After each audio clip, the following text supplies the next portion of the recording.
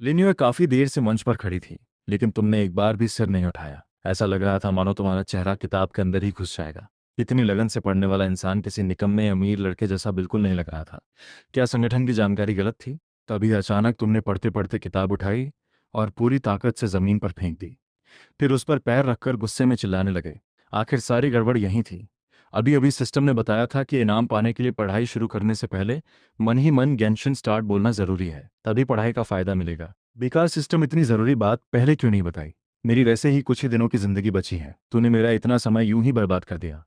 Genshin start मेरी जूती। ये देखकर लेन्युए मन ही मन हंस पड़ी। अच्छा, तो ये सब सिर्फ दिखावा था। आखिर वही निकम्मा अमीर लड़का निकला। उसने गला साफ किया और गंभीर आवाज में बोली, सभी छात्र शांत हो जाएं, कोई भी जोर से बात नहीं करेगा। मैं इस कक्षा में आए लगभग 1 मिनट हो चुका है, लेकिन तुम लोगों ने एक पल भी शांति नहीं रखी। अगर ऐसे ही शोर मचाते रहे तो मुझे सख्ती करनी पड़ेगी। उसकी बात खत्म होते ही पूरी कक्षा में सन्नाटा छा गया। सुई गिरने की आवाज भी साफ सुनाई देने लगी। जो लड़के अभी तक मुस्कुरा रहे थे वे भी लिन्युए का चेहरा देखकर डर गए। लिन्युए ने पूरी कक्षा पर नजर डाली और मन ही मन खुश हुई। ये बदनाम 13th मिडिल स्कूल, अगर मैं पहले ही दिन इन सबको काबू में कर लूं तो इससे बड़ी बात क्या होगी। लेकिन कुछ ही देर बाद पूरी कक्षा फिर से शोर मचाने लगी। मैडम, आपका गुस्सा भी कितना प्यारा है। लिन्यू मैडम, क्या ये सच है कि जितना ज्यादा कोई गुस्सैल होता है उतना ही अंदर से दुखी भी होता है? मैडम, मैं आपके साथ बायोलॉजी पढ़ना चाहता हूँ। ये सब आखिर किस तरह के छात्र हैं? इन अजीब सवालों को सुनकर लिन्यू पूरी तरह हैरान रह गई। अगर वह पुलिस विभाग में होती तो अब तक सबको सबक सिखा चुकी होती, लेकिन इस समय वह एक अध्यापिका थी और लू परिवार की जांच का बड़ा मिशन भी उसी के जिम्मे था। उसने गहरी सांस ली और खुद को समझाया, सब्र करना होगा। छोटी बात पर गुस्सा करोगी तो पूरा मिशन खराब हो जाएगा।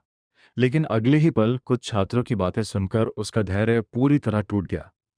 इसका चेहरा तो हमेशा ऐसा रहता है जैसे पूरी दुनिया इसका पैसा खाकर बैठी हो। देखो, इसे लगता है खुद ही प्रिंसिपल है। ऐसा खड़ा है जैसे बंद पड़ा रोबोट हो। लिन में गुस्से से कांपने लगी। अगले ही पल उसने अपना दायां हाथ उठाया और पूरी ताकत से लकड़ी की मेज पर मार दिया। जोरदार धमाके के साथ पूरी मेज 2 टुकड़ों में टूट गई। ये देखकर पूरी कक्षा फिर से शांत हो गई। तभी एक छात्र डरते डरते खड़ा हुआ और धीरे से बोला, मैडम, सरकारी सामान तोड़ना कानून के खिलाफ है। अगर प्रिंसिपल को पता चल गया तो वह आपको जरूर सजा देंगे। शायद आपकी हथेली पर स्केल से मारें और कम से कम 1 महीने तक पूरे स्कूल की सफाई भी करवाएं। उम्मीद है आप हिम्मत नहीं हारेंगी। उसकी बात सुनते ही पूरी कक्षा ठहाके मारकर हंसने लगी। लीन युए के चेहरे का रंग उड़ गया। ये आखिर कैसे छात्र हैं? अध्यापक का सामान तो दूर, उल्टा मजाक उड़ा रहे हैं। तभी अचानक एक तेज और दमदार आवाज पूरी कक्षा में गूंज उठी, सब लोग तुरंत चुप हो जाओ। अगले ही पल पूरी कक्षा में फिर से सन्नाटा छा गया। जो छात्र अभी हंस रहे थे वे सब सिर झुकाकर बैठ गए। लिन्युए ने हैरानी से आवाज की तरफ देखा। तुम अचानक अपनी सीट से उठ खड़े हुए थे। तुम्हारी आंखें बाज जैसी तेज थीं और पूरे शरीर से जबरदस्त दबाव महसूस हो रहा था। इस बार तुम सचमुच गुस्से में थे। सिस्टम चालू ना होने की वजह से तुम्हारा काफी समय पहले ही बर्बाद हो चुका था। ऊपर से ये लगातार शोर मचाते जा रहे थे जिससे तुम एक शब्द भी ढंग से नहीं पढ़ पाए थे। तुमने पूरी कक्षा की तरफ देखकर कहा, क्या तुम सब बगावत करना चाहते हो? देश हर साल इतना पैसा खर्च करता है ताकि तुम लोग मुफ्त में पढ़ सको। 9 साल की अनिवार्य शिक्षा तुम्हें ऐसे ही मिली है और तुम लोग उसका यही सम्मान करते हो। पूरे दिन सिर्फ समय बर्बाद करते हो। अपने माता पिता की मेहनत का भी कोई ख्याल नहीं है। मैं साफ कह देता हूँ, अगर अब किसी ने भी शोर मचाकर दूसरों की पढ़ाई खराब की तो मुझसे बुरा कोई नहीं होगा। इतना कहकर तुम वापस अपनी सीट पर बैठ गए और फिर से पूरी तरह क्लाब में डूब गए। कक्षा के एक कोने में बैठे कुछ लड़के धीरे धीरे आपस में बात करने लगे। लू भाई को आज क्या हो गया है? पहले तो सबसे ज्यादा शोर वही मचाते थे। दूसरा लड़का बोला, इसमें सोचने की क्या बात है, नई क्लास टीचर इतनी खूबसूरत है। लू भाई बस उन्हें प्रभावित करना चाहते हैं ताकि बाद में उन्हें पटा सकें। तीसरे ने तुरंत सबको चुप कराया, ज्यादा मत बोलो। अगर लू भाई ने सुन लिया तो हम सबकी शामत आ जाएगी। उधर मंच पर खड़ी लिनुए अभी भी तुम्हारी बातों के बारे में सोच रही थी। उसके मन में बार बार एक ही विचार आ रहा था, कितनी शानदार सोच है। पूरे देश में कितने हाई स्कूल के छात्र होंगे जो देश और शिक्षा के बारे में इतनी जिम्मेदारी से सोचते हों। लेकिन जानकारी तो कहती थी कि यह लू परिवार का इकलौता बेटा है और भविष्य में पूरे लू ग्रुप का मालिक बनने वाला है। कहीं ऐसा तो नहीं कि हमारा मिशन पहले ही लीक हो चुका है? क्या यह सब मेरे सामने सिर्फ अभिनय कर रहा है? उसने मन ही मन सोचा कि यह भी संभव है। आखिर लू परिवार 100 साल पुराना प्रभावशाली परिवार है। अगर उनका असर पुलिस मुख्यालय तक पहुंच गया हो तो इसमें कोई हैरानी की बात नहीं। लेकिन तुम्हारी बातों के बाद पूरी कक्षा का माहौल सचमुच बदल गया। अब कोई भी छात्र शोर मचाने की हिम्मत नहीं कर रहा था। तभी अचानक तुम्हारे दिमाग में सिस्टम की आवाज गूंज उठी। होस्ट ने सफलतापूर्वक सकारात्मक ऊर्जा का प्रचार किया। कुल 50 लोग प्रभावित हुए। इनाम के रूप में 5 घंटे की अतिरिक्त आयु प्राप्त हुई। साथ ही एक रहस्यमयी उपहार भी दिया गया। तुम एकदम चौंक गए। रहस्यमयी उपहार? कमाल है। तो लोगों को अच्छी बातें सिखाने से भी उम्र बढ़ती है? जल्दी सिस्टम या रहस्यमय उपहार खोलो। अगले ही पल सिस्टम की आवाज़ फिर सुनाई दी। बधाई हो, आपको विशेष इनाम के रूप में एक परफेक्ट पोषण प्राप्त हुई है। तुमने बिना एक पल गवाए उसे तुरंत इस्तेमाल कर लिया। अगले ही क्षण पूरे शरीर में गर्माहट की एक लहर दौड़ गई।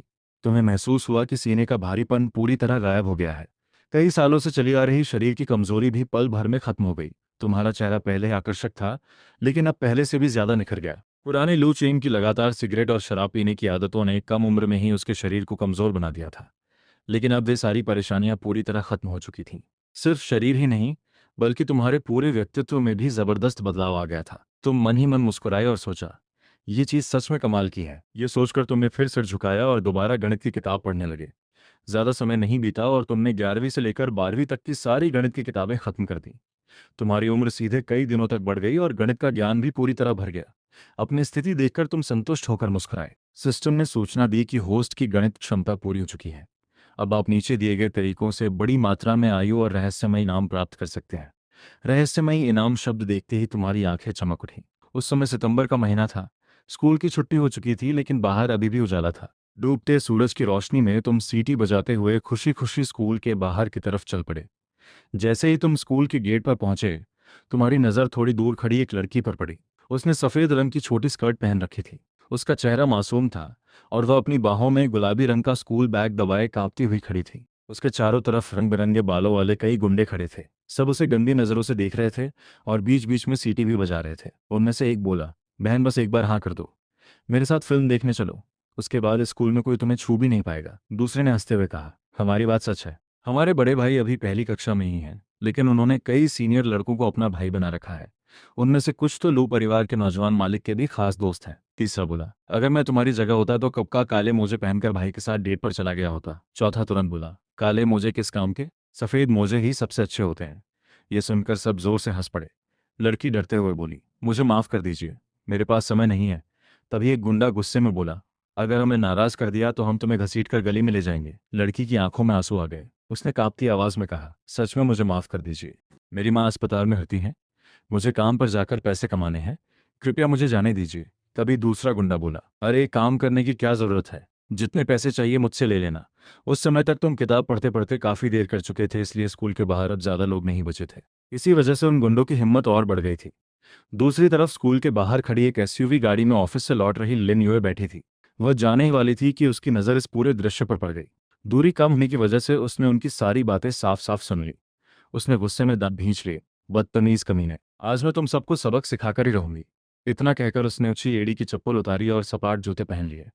वह गाड़ी का दरवाजा खोलकर बाहर निकलने ही वाली थी कि तभी एक आवाज सुनकर रुक गई, मुझे भी शामिल कर लो। लिन यूए ने तुरंत तुम्हारी तरफ देखा और मन ही मन बोली। आखिर लू चैन का असली चेहरा सामने आ ही गया। दिन भर तो आदर्श छात्र बनने का नाटक करता रहा और स्कूल खत्म होते ही अपनी असली औकात पर उतर आया।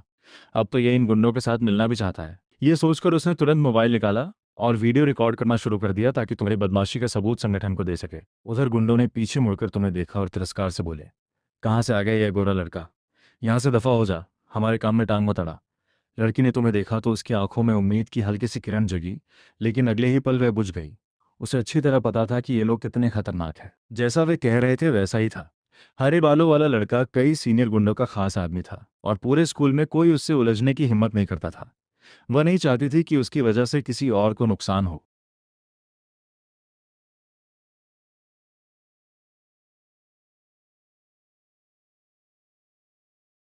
उसने जल्दी से तुम्हें समझाया, सहपाठी कृपया यहाँ से चले जाइए, ये मामला आपका नहीं है।